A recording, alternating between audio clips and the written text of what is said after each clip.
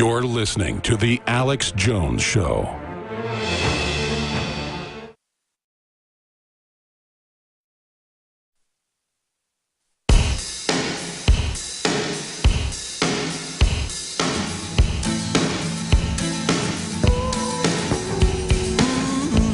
Crashing through the lies and disinformation, it's Alex Jones on the GCN Radio Network.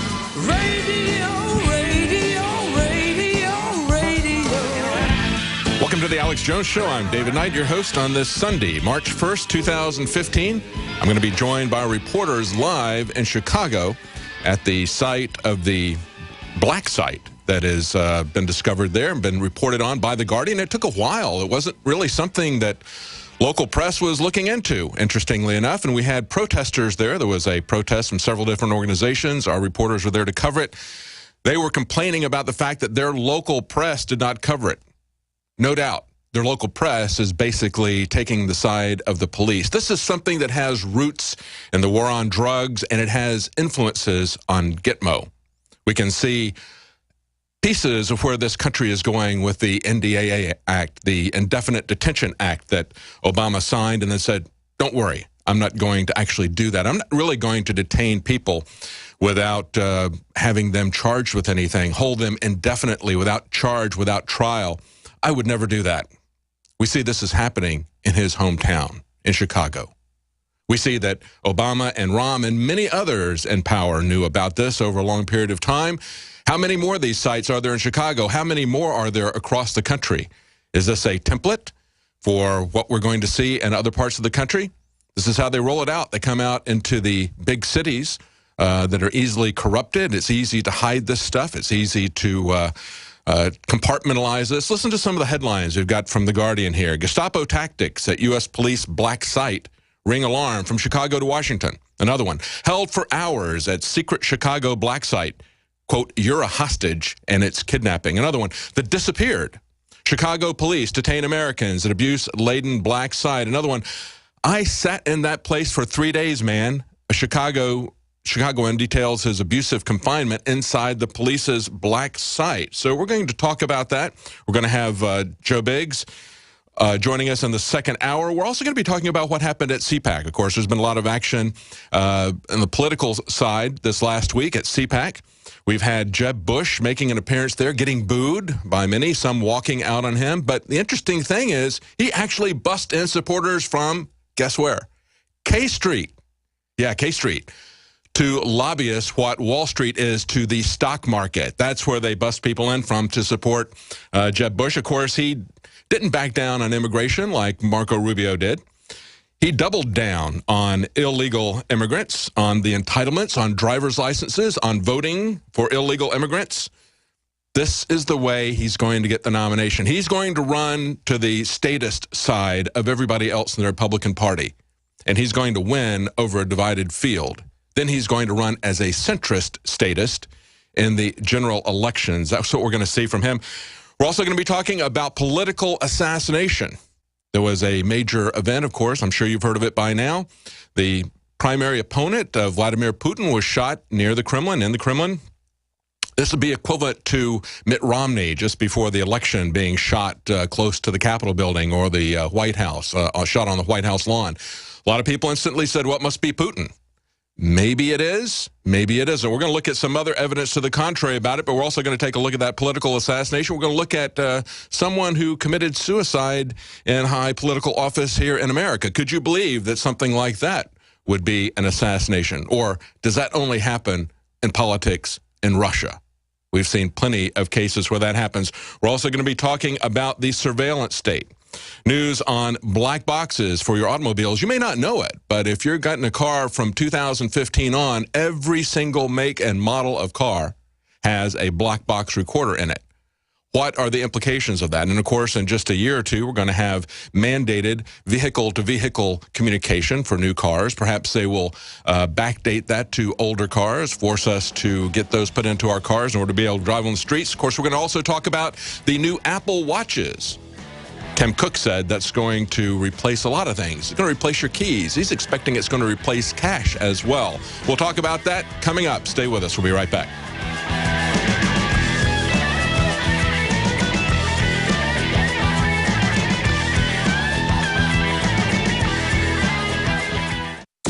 become toxic, they die early and aging sets in.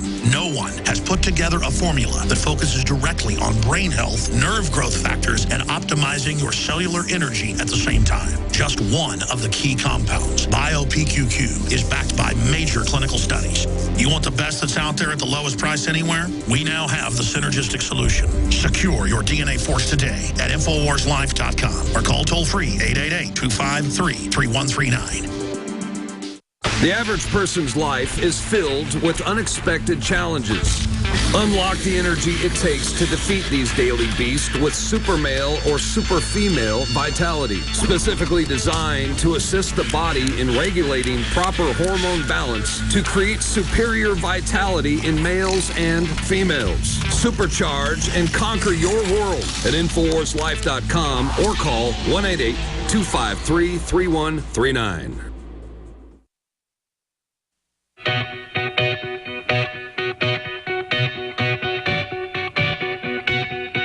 We now take you live to the Central Texas Command Center in the heart of the resistance, rallying patriots worldwide.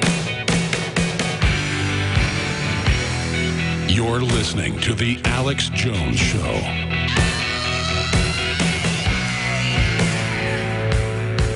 Welcome back to the Alex Jones Show. I'm David Knight, your host today on this Sunday, March 1st, 2015.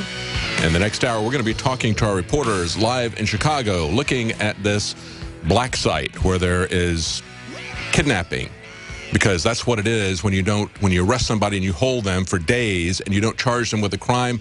That is kidnapping. So we have reports of essentially the beginnings of the NDAA. But maybe where the NDAA began was in Chicago.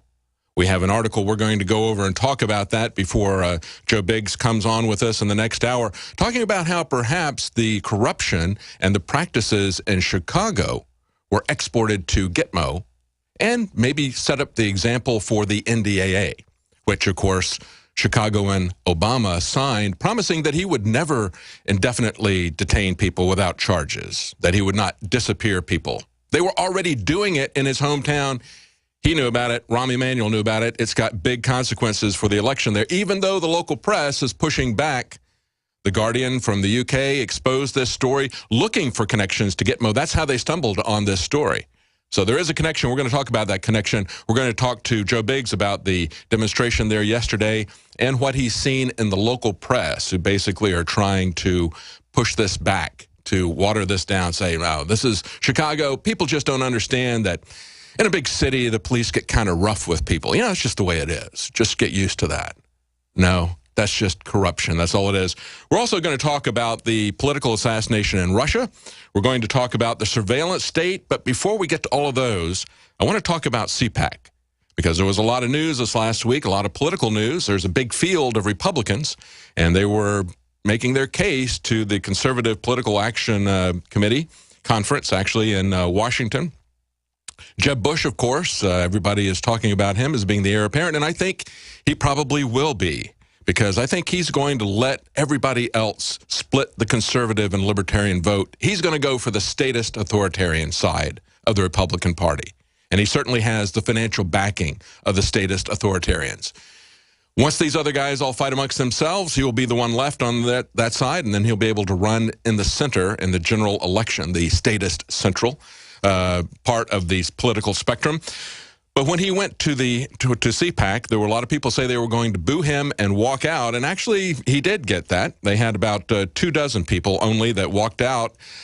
I think it's better to stay there to essentially boo him and to turn your back on him as he talks. I think it's better to confront stuff instead of just walking out on it. But certainly they made a point when they did that. They knew this was coming up. People were talking about the fact they were going to do this. So the day before, there was actually an email that went out. This was reported by Slate. They said Jeb Bush backers were being bussed in. And guess where they were coming in? From K Street. K Street is where all the lobbyist firms hang out. K Street is to lobbyists and corruption what Wall Street is to stocks. And so they pointed out that there's a guy, Fritz Brogan, former advance man for President George W. Bush. He co-hosted a fundraiser for Jeb's Right to Rise PAC earlier this month, and he sent out an email, and he said, "We strongly recommend arriving as early as possible to get a seat. Our Early Rise team will be there at 7:30 onward, helping reserve seats. If you want to get there early, let me know." And he wrote that there were still available seats on buses leaving from K Street and Georgetown. So there you go. They show up and support him by, as I guess John Lennon would say, by rattling their jewelry. Now, the Washington Post and the statist press really loved Jeb Bush's performance because he didn't back down on illegal immigration. And, of course, the establishment is going to love that. They say, this is the Washington Post saying, he refused to back down, particularly on immigration. In a word, he looked presidential. And I guess the question is, presidential for what? Presidential for the United States of America, or presidential for what comes after the United States of America? What David Petraeus said was North America. Maybe we should just call it Norte America. That's the NAFTA organization. Underscoring, as we've been saying all along, that NAFTA was not simply a trade agreement. And understand that the transatlantic partnership and the trans-Pacific partnerships that are being negotiated now are not simply trade agreements. They are going to affect our sovereignty. They're going to affect our freedom in multitude of ways. And that's what NAFTA was. It was a change in our sovereignty. They recognized that. They understood that while they were saying to everybody, no, no, no, no, that's not the case whatsoever. That's just a conspiracy theory. You're extrapolating this into, this is just tinfoil hat conspiracy theories. CNN is now running op-ed pieces saying why we need a North American passport. When you look at Keystone Pipeline, you see that a Canadian corporation is given the rights of eminent domain for their private project. Keystone is a private project. We're told that all the time by the Republicans who want to pass this. They say, why wouldn't you give us the rights to something that the State Department wants to do that is being funded with private money? Fine. I'm all for privately funded projects, but when you're going to have a privately funded project run by a foreign corporation from Canada and give them the right to eminent domain, that's not constitutional and it's not just. They should not be able to come in for the Keystone Pipeline and run people off of their property, off of their farms and ranches that have been in their families for over 100 years.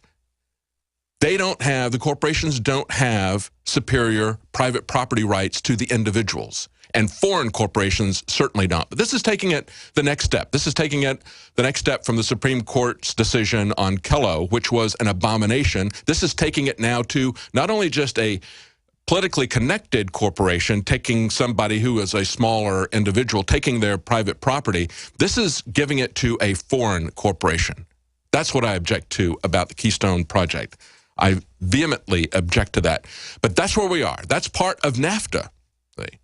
Because, this is how they pass the goods along to the transnational corporations. And that's what's happening with the transatlantic and trans-Pacific partnerships. It is a further consolidation of sovereignty masquerading as trade agreements, just like NAFTA masqueraded as a trade agreement. It's not that at all. It's destroying our property, and it is elevating corporations to the level of government. The Constitution says they can use eminent domain only if they compensate people for it, if they take the property for public use. If you take the property for private use and give it to a multinational foreign corporation, that is not for public use. That is for private use. And they've said repeatedly that Keystone is for private use. Transatlantic and trans-Pacific partnerships being negotiated by corporate lobbyists in secret that we cannot see, the public cannot see it, our elected representatives cannot see it. Our elected representatives not going to be given time to read it. They don't need to read it because they're going to be blocked under fast track from making any amendments to it. This is the way they're railroading us into a global governance. Understand that. Where corporations are elevated to the level of governments, where our sovereignty, our sovereign nations are being destroyed. That is what is behind the illegal immigration. Now, Jeb Bush said to those who were booing him at CPAC, he said, I'm going to mark you down as neutral. Guess what? We're going to mark down Jeb Bush as disqualified. He said, for those of you making an ooh sound, is that what it was? I'm marking you down as neutral, and I want to be your second choice. Asked